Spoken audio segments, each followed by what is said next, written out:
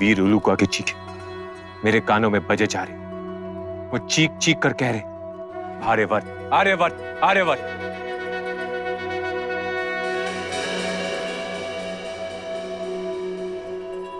उनके बलिदान के बदले की आग हर एक आर्य सैनिक के दिल में चल रही। पुरोहित अग्निमित्र और आप सब सभासद, वो वक्त आ गया है उन द्राविडों पर हमला कर आर्यवर्त को पाने का।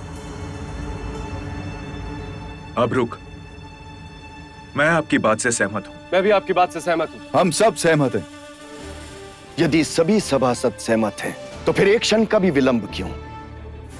अवश्य ये इंद्रदेव की मंशा है। अपने अंदर पल रही बदले की भावना को अग्निदेव का संकेत मानना चाहिए हमें। शीघ्र ही युद्ध की तैयारी की जाए।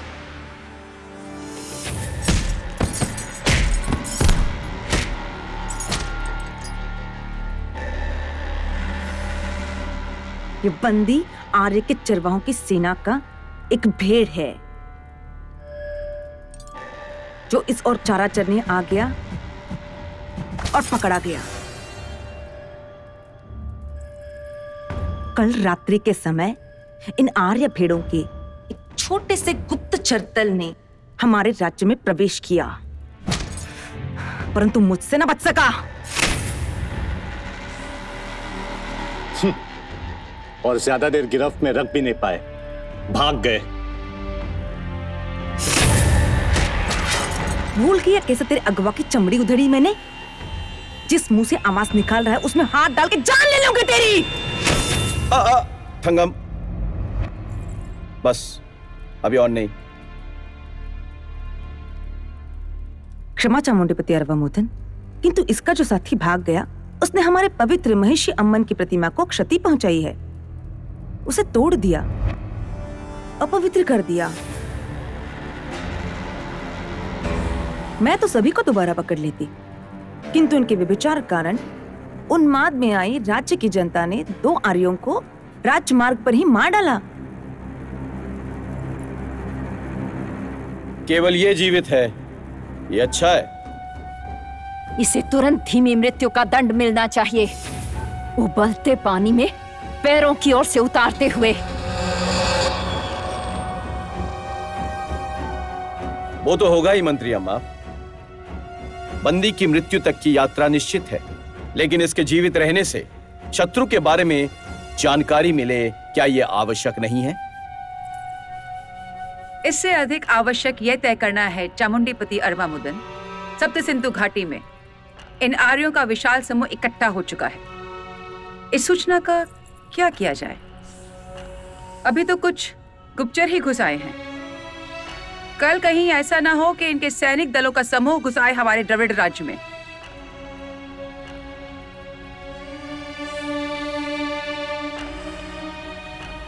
ये तो स्पष्ट है कि लंबी यात्रा कर आर्य हम पर आक्रमण करने आए हैं। मैं इस घुसपैठ के उत्तर में द्रविड़ सभा से युद्ध की तैयारी का अनुरोध करता हूं। सारे राज्य में युद्ध की घोषणा की जाए।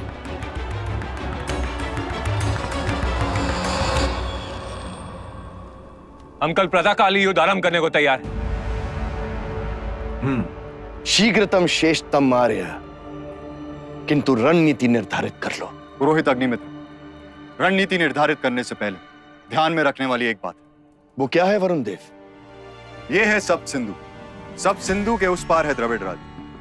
हमारे और सिंधु के बीच में है झाड़ियों का घना जंगल, और उस जंगल में तुम्हारी बात समझ आ रही। वरुण देव बहुत ही सटीक बात पर हमारा ध्यान केंद्रित किया। वरुण देव ये कहना चाहते हैं कि हमारे दुश्मन इन लंबी और ऊंची झाड़ियों के पीछे छिपकर हम पर हमला कर सकते हैं। तो क्या दुश्मन ये नदी पार करके हम तक आने की हिम्मत करेगा? पर उन्हें ये नहीं पता कि हम उन पे आक्रमण कल ही कर रहे हैं।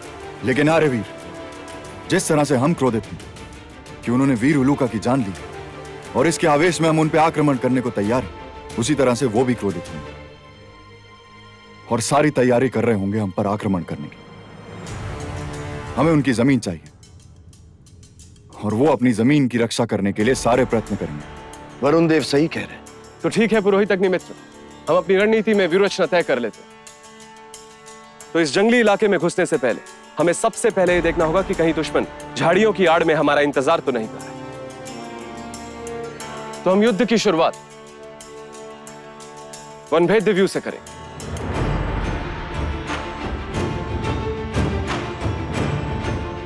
तो ये सभा तय करती है, युद्ध आरंभ हो, आर्यवर्त स्थापना सफल हो। आर्यवर्त, आर्यवर्त, आर्यवर्त।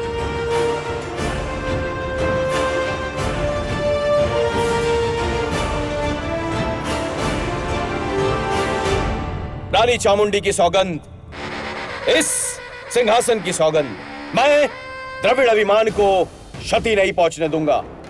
लेकिन द्रविड़ सेनापति ये जान ले कि ये शत्रु, ये युद्ध मामूली नहीं है। हमारा शत्रु निर्बल नहीं है। आर्य अपना सब कुछ छोड़कर आए हैं यहां, हमारा सब कुछ पाने के लिए। जब कोई घर से निकलता है सब कुछ छोड़कर, तो घर लौट जाना उसके लिए विकल्प नहीं होता। उनके पास खोने के लिए कुछ नहीं है, हमारे पास बचाने को सब कुछ है। केवल एक सत्य हमारे लिए लाभदायक है, द्रविड़ सीमा क्षेत्र से आर्य अभ्यस्त नहीं है, परंतु हम अपने जंगल, अपने पर्वत, अपने नदियों से अभ्यस्त हैं। बस इस बात को ध्यान में रखे तो हमारी विजय सुनिश्चित है। विजयी वंदे, विजयी वंदे।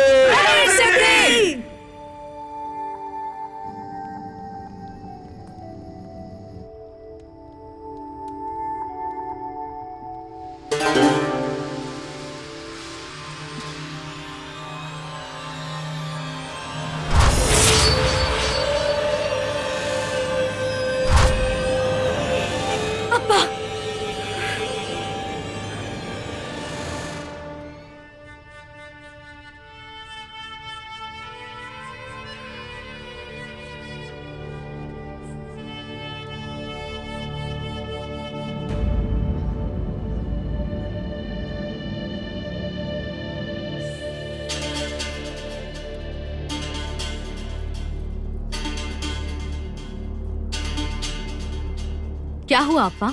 हाहुमा, आप सब इतने चिंतित क्यों लग रहे हैं? हमारे राज्य की सीमा पर आर्य आक्रमण करने के लिए इकट्ठा हो चुके हैं और महारानी पति अरवामुद्दीन ने युद्ध की घोषणा की है। बहुत सही किया आपने, हमें उन आर्यों को परास्त करके उन्हें। तुम यहाँ किस लिए आई हो? हाहुमा, मुझे एक सपना आया कि मुझे इस युद्ध में भाग लेना है। हाहुमा। देवसेना, ये कोई प्रतियोगिता नहीं कि तुम भाग लेना चाहती हो।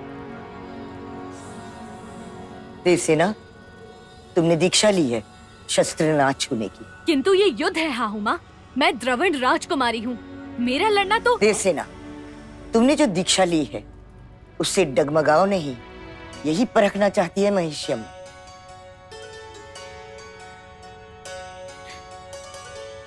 परंतु हाहुमा, आज तक हर छोटी बड़ी लड़ाई में मैं अप्पा के साथ रही हूँ।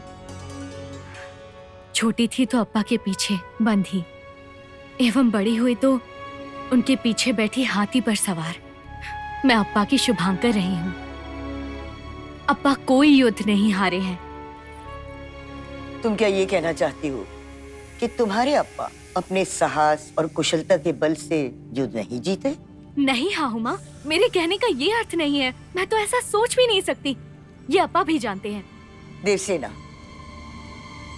जिसकी तुम्हें कामना है वो संभव नहीं, उसकी मैं कदापि आज्ञा नहीं दे सकती। ऐसा मत कीजिए हाहुमा। देवसेना, इस दीक्षा को तोड़कर तुम स्वयं को नहीं, पूरे द्रविड़ राज्य के भविष्य को हानि पहुंचाओगी। इस वक्त तुम्हारा कर्तव्य ये है कि तुम इस दीक्षा को सफलतापूर्वक पूरा करो। और रही बात तुम्हारे अप्पा की चिंता की, तो जाओ महिषी मंदिर जाकर उनके सुरक्षित लौट आने की पूजा करो, निश्चित ही सकुशल लौट आएंगे।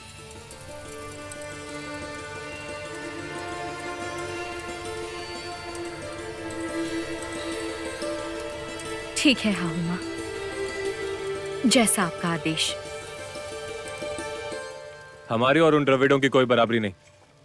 कहने को तो वो एक मात्रिक सभ्यता के पालक है, लेकिन क्रूरता उनकी पर्यायवाची है। युद्ध में उनसे किसी भी प्रकार की शिष्टाचार या फिर नियमों की पालन की उम्मीद करना हमारी मूर्खता होगी। तो आप कहना क्या चाहते हैं आर्य? यही, जिस तरह एक हीरे को तराशने के लिए एक हीरे की आवश्यकता पड़ती है, वैसे ही एक कांटे को निकालने के लिए कांटा ही काम आता है। वैसे ही अगर हमें उनसे युद्ध करना है तो हमें उन जैसा बनकर ही युद्ध करना होगा। तो मतलब हम आर्य द्रविड़ बन जाएं? मैं मजाक नहीं कर रहा वरुदेव। वो लोग हमारी तरह सामने से वार नहीं करते, बल्कि छिप कर वार करना जानते। युद्ध में वो कुशलता या अपनी शक्ति का प्रयोग नहीं, बल्कि छल कपट का प्रयोग करते हैं। वो मैं जानता हूं आर्य। दुश्मन सैनिक बंदियों के साथ जानवरों सा सुलूक करते हैं, जैसा उन्होंने बाबा के साथ किया।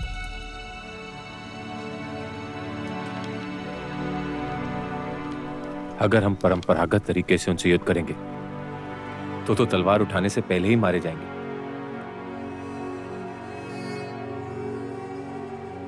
तो परंपरा छोड़ दें, अपने मूल्यों का त्याग कर दें और उनसे उन्हीं की तरह लड़ें। हाँ, लेकिन आर्यवीर, हमारा आर्य धर्म ही हमारी पहचान, हमारी नैतिकता हमें विश्व की सबसे शुद्ध जाति का स्थान प्रदान करती है। हम इंद्र और अग्नि की शुद्धता का प्रतीक है। हमारा धर्म सर्वमान।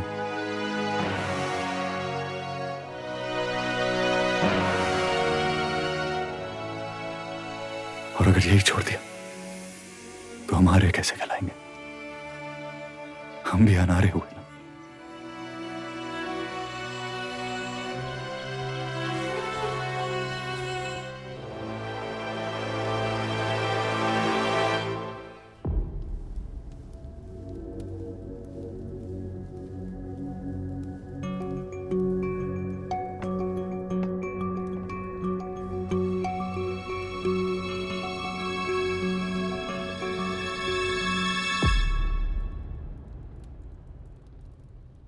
कभी कभी शत्रु को शस्त्र धारण करने की आवश्यकता नहीं होती।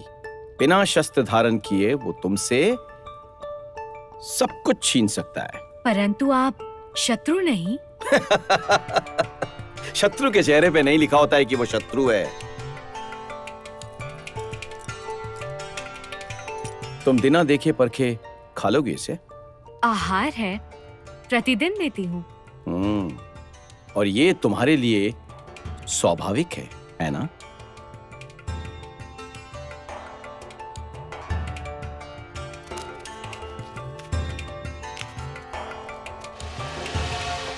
ये क्या है? विष भी हो सकता है। शक्ति और सत्ता जिसकी धरोहर हो, उसे स्वाभाविक जीवन में भी सतर्क रहना पड़ता है। अचानक आप ये क्या एवं क्यों कह रहे हैं अप्पा? क्या करूं बेटी, मैं तो तुम्हारा अप्पा भी हूं और अम्मा भी। तुम द्रविड़ राज्य की भावी रानी हो।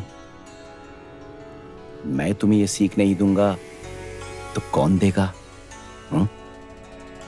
जो शत्रु दिखता है उससे लड़ पाने की निपुणता है तुम में, किंतु संकट तो शत्रु से है जो आंखों से ओझल है। जीवन का यथार्थ यही है कि वो क्रूर है। दैवत्य सर्वव्यापी है, किंतु दुष्टता विश्वव्यापी है। तुम जिस सिंहासन पर बैठने वाली हो वो छल और कपट से घिरा हुआ है। सिंधु नदी के उस पार से आए हुए आर्य आक्रमणकारी हैं, किंतु ये लोग जो तुम्हारे निकट, तुम्हारे अपने होने का मुखौटा पहने हुए हैं, वो विनाशकारी है। एक विशाल वृक्ष को आंधी नहीं, उसके अंदर पल रहे दीमक नष्ट कर देते हैं। बेटी, तुम्हें इसी दीमक को पहचानना है, इससे बचना है। आप ये मुझे अभी क्यों बता रहे हो? आप है ना, मैं सीख लूंगी उन लोगों को पहचानना। मैं तो हूं देवसेना, किंतु याद रखना, एकमात्र व्यक्ति जिसका तुम भरोसा कर सकती हो, एकमात्र व्यक्ति जिसका कहा तुम्हें मानना है, वो है हाहुमा। केवल हाहुमा ही तुम्हारी शुभ लाभ की सुरक्षा कर सकती है और कोई नहीं।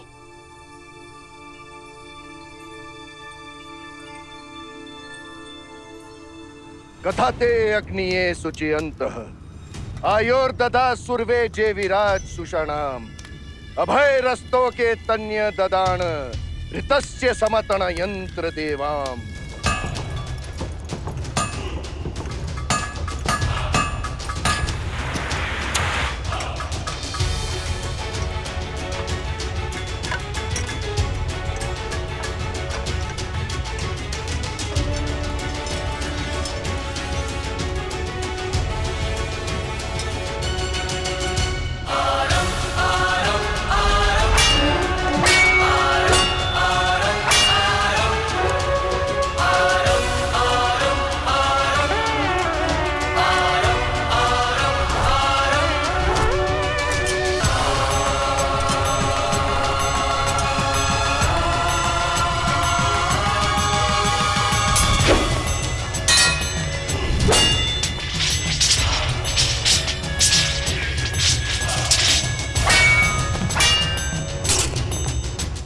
ये प्रारब्ध नहीं तो क्या है कि हमारा जन्म एक ऐसी जाति में हुआ जहां जननी को सर्वोत्तम माना जाता है, जहां स्त्री की सेवा पुण्य योग समान है। मेरे आर्य वीरों, आज हम रणभूमि में उतरेंगे तो सिर्फ और सिर्फ जीत की लालसा लेकर, शहादत की नहीं। शहादत के लायक हुए तो शहादत मिलेगी, लेकिन हमें पानी है जीत, और उसी ख्याल से हम आगे बढ़ेंगे, क्योंकि मन में जैसा ख्याल होगा वैसा ही इस युद्ध का परिणाम होगा। मैंने जीवन में जो कुछ भी पाया है वो महिषी अम्मन, आहुमा, मुझे जन्म देने वाली मेरी माँ, मेरी पत्नी महारानी चामुंडी की कृपा से पाया है। ये मेरे कर्म फल है कि मुझे पुत्री प्राप्त हुई। द्रविड़ो, ये युद्ध एक शुभ अवसर है अपनी माँ, अपनी पत्नी को गौरवान्वित करने का। ये लड़ाई उस आर्यवर्त के लिए है जिसका सपना हमें विरासत में मिला, लेकिन क्या हम अपने आने वाली संतानों को भी एक सपना देना चाहेंगे? नहीं। तो फिर प्रण करो कि हम उन्हें हकीकत में आर्यवर्त देंगे। हम सब युद्ध लड़ने जा रहे हैं। हम एक मात्रिक सभ्यता के वंशज हैं।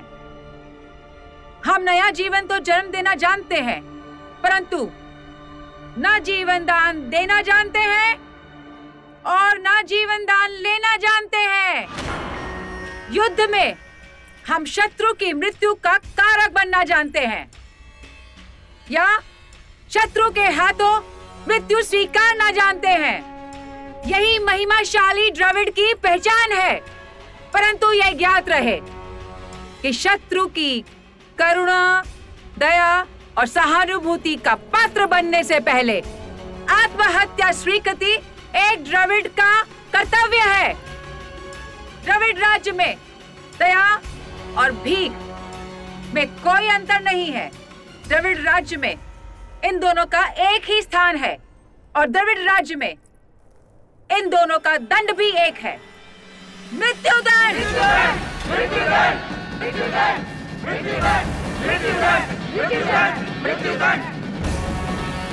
तो शत्रु पर विजय हो तुम्हारी। महिषी अम्मन तुम्हें महिमा मंडित करे। विजय वंदे द्रविड़ सिद्धि, विजय वंदे द्रविड़ सिद्धि, विजय वंदे द्रविड़ सिद्धि।